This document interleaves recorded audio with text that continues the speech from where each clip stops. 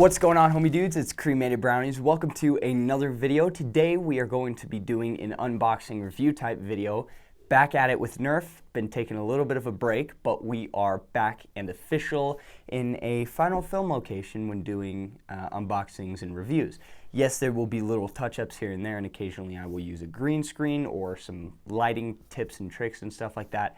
But anyway, getting into the video. Today we are doing an unboxing review, like I said, of one of my personally coolest looking blasters ever created, the Nerf Vortex Nitron. Got some fancy features about it.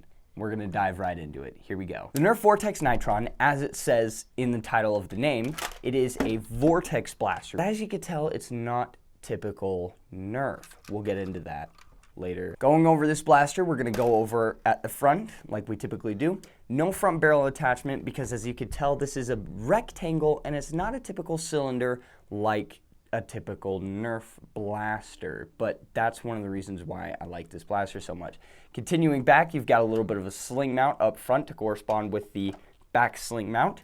Next, you've got an integrated front foregrip. You cannot slide this off, you cannot move it, you can't fold it or anything. It's literally like a second handle, like you could put a trigger on it and pew, pew, pew, pew, pew, except it doesn't do that, although there's probably a modification out there where it changes this into the trigger so that it transfers it to a bullpup style blaster.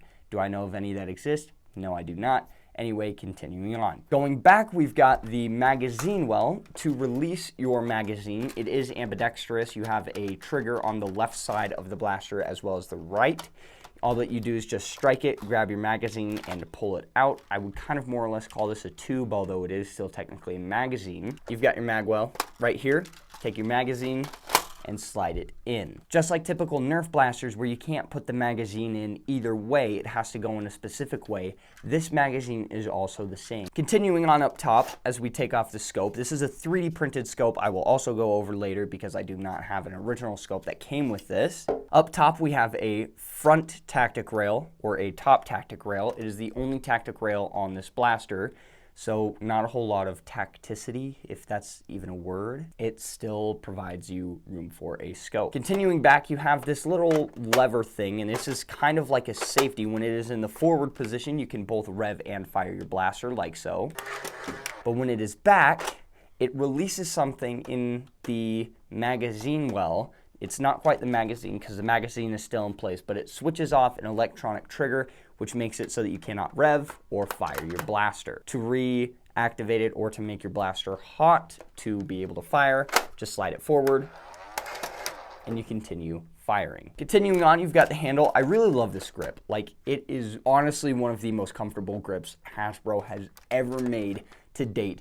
To me, I've said that about a handful of blasters, but this one, if I were to design any blaster, it would always have this handle because it's got that sci-fi feel with the bolts and the just like the grips and just everything, and it's just such an amazing feel, and I really, really love it. Since this blaster is electronic, you do have two switches, one the bottom, which is a rev trigger, and the top one, which is a fire trigger. You have to have your rev trigger pulled first before you can pull the fire trigger, or else your blaster will not fire. Next, going back, we've got a little bit of a divot right here, and that actually opens up to the battery tray. We've got a big empty space right here, which where it looks like a typical Nerf magazine could go.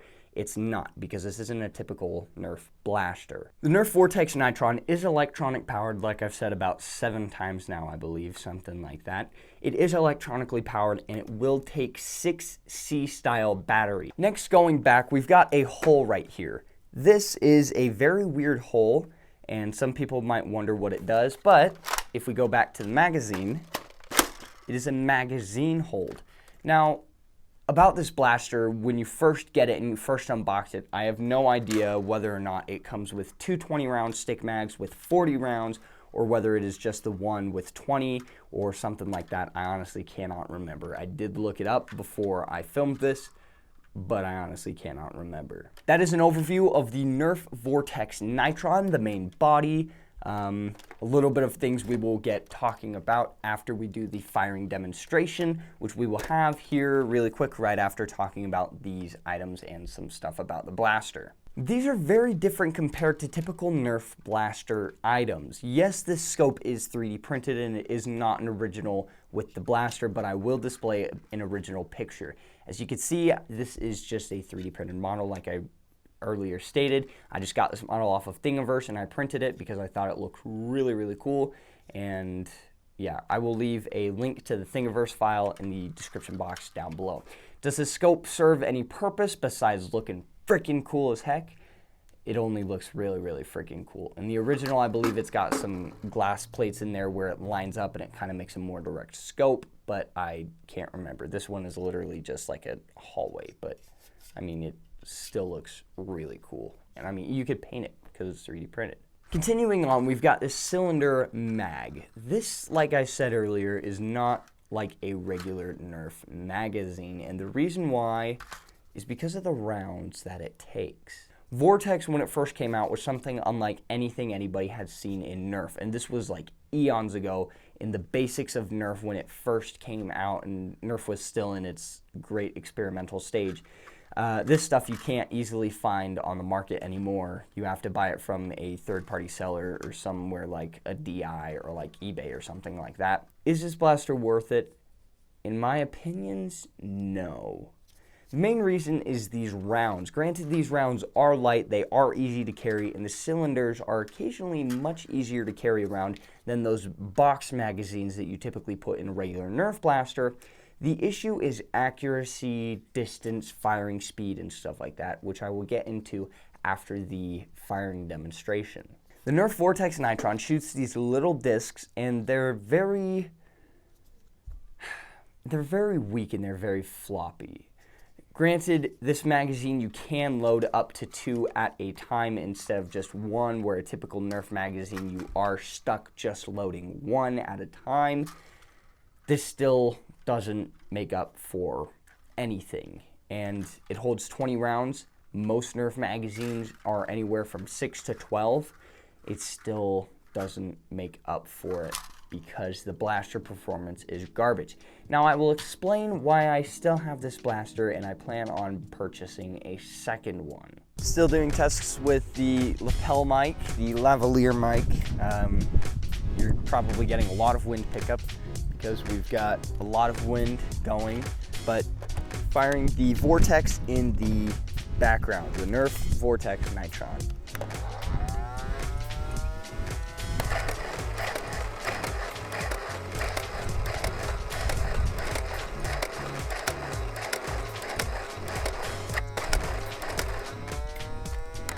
Firing the Vortex, number 2. I lost a disc, so now we've only got 14, and I swear I had 15 to start. Anyway, here we go.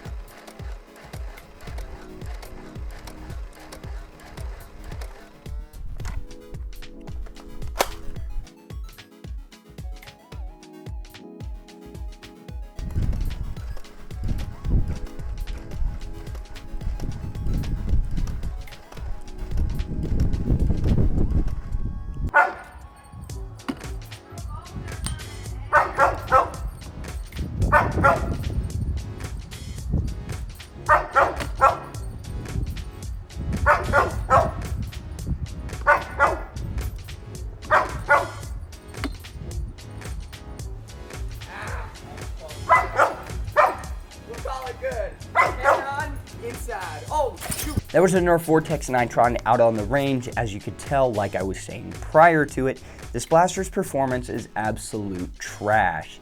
Really quickly, the chronograph, I was getting readings of 25 to 40 feet per second, and that is up to less than half of a typical elite blaster, which is 100% garbage. Something that you may have noticed while the firing demonstration was going throughout is most of the rounds after they would fire, they would curve out over to the right. That is because the Nerf Vortex Nitron only has one motor, and the reason why is because a typical Nerf motor, you have two motors spinning in the opposite direction so that when a Nerf dart goes in between them, it fires it out. But with a disc, if you have two motors spinning in an opposite direction and you try and fire it, it's only going to make the disc rotate uncontrollably and jam. So there's only one motor in the Nerf Vortex Nitron, so when the disc hits that motor, it puts a backspin on it kind of, and it makes it curve. Overall, if you were to be buying this blaster for performance, I will advise you not to purchase this blaster ever for performance. If you are only purchasing it for like a prop or something, or just to do reviews like I do, or just to have every single Nerf blaster ever in existence, then more power to you. But if you're looking for a blaster that is a more playable blaster and something that you can run around with and easily tag people with, this is not your blaster because it's slow fire rate. You can even catch the discs, and I've actually got a video coming up that we are going to do something where it is catching the discs. Now, why do I still have this blaster, and why am I intending on purchasing a second one? Well, these blasters, if you paint them and you can add some LEDs and stuff and some special effects, they look really, really, really cool, and they look like they could be sci-fi cannons. Kind of like an ion blaster. This man right here did some special effects for it, and honestly, overall, they look really, really cool. And for those of you that personally know me, you may know that I am working on a very, very, very big film project, and it revolves around the Nerf Fore series. This blaster is going to be in it, and it's going to be a sci-fi blaster. This blaster is very great for props and stuff, visual effects, looks, and stuff like that. It's just a really overall cool blaster. And personally, I like the way it looks. I like the way it feels. It feels like a real sci-fi blaster, kind of like distance, rigidity, and stuff like that. Thank you guys so much for watching. If you liked what you saw, be sure to like, subscribe, comment down below what you want to see next, share with your friends, and get the bell on. And be sure to join me for next week when we start tearing apart blaster internals and talking about what everything does with electronics. See you guys later.